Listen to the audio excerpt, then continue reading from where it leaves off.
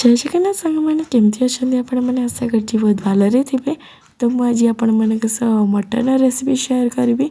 आशा करुँच आपण मानक भल लगे। प्रथम आम अदा रसुण को शिल बाटिबा। अदा रसुणर पेस्ट हो सारा पर मटन को धोईकी जगार रखा। मटन को भल भाव धोईकी जगार रखिला पर से हलदी लुण पकेबा। तापरे कट्टा पियाज पकेबा। आमे करिथिबा अदा रसुण पेस्ट को पकेबा। तापरे सोरिष तेल मध्य पकेबा। तापरे भल भाबरे चकड़िबा जेमिति सबु किछि भल भाबरे मिसी जिवो। तापरे सबु मिसी सारिला परे 30 मिनिट घोड़ेकी रखिदेबा। से 30 मिनट भितर आमे मसला को रेडी करिबा। गैस रे प्रेशर को बसैबा। सोरिष तेल देबा। तापरे जीरा पकेबा।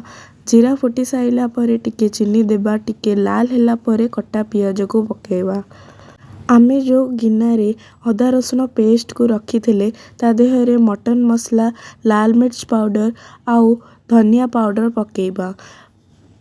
सबु मसला को पकई साइला परे सेथिरे टिके पानी देकी बतुरई देबा। तापरे आमे प्रेशर रे पियाज लाल हैला परे से बतुरई थिबा मसला को पकेबा। आपण माने देखि पारथुबे पियाज पूरा ब्राउन हे गलानी। तो एबे आमे मसला को पकई दबा। भले कि मसला को तेल छाड़िया पर्यंत कसिबा। आमे ताको किछि समय पर्यंत गोलैला परे आपण माने देखि पारथुबे टिके टिके तेल छाड़िलानी। तेल छाड़िला माने आमे बुझिबा मसलाटा कसी हे गलानी। आपण देखि पारथुबे मसलाटा केते सुंदर देखा जाउची।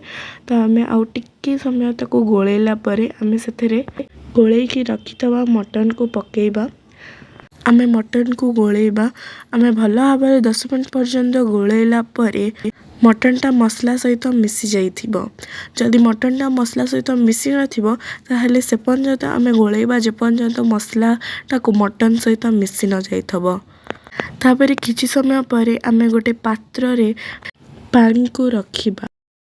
किछि समय पर्यंत ताको छाड़ी दबा मटनटा जेमिति सिझी जिवो। तापरे से पात्रटा को काढ़ी टिके घांटीबा। भल भाबरे घांटीबा आ देखिबा जेमिति मटनटा सिझी जाइछि। जदि मटनटा सिझी नथिबो ताहेले आमे ताको किछि समय पर्यंत घांटीबा। किछि समय पर्यंत घांटीला परे तापरे आमे भजा आलू को प्रेशर रे पकेबा। प्रेशर रे भजा आलू को पकेला परे आमे ताको किछि समय पर्यंत घांटीबा। ताको बहुत समय पर्यंत घांटीबा जेमिति आलूटा मसला सहित मिसी जिवो।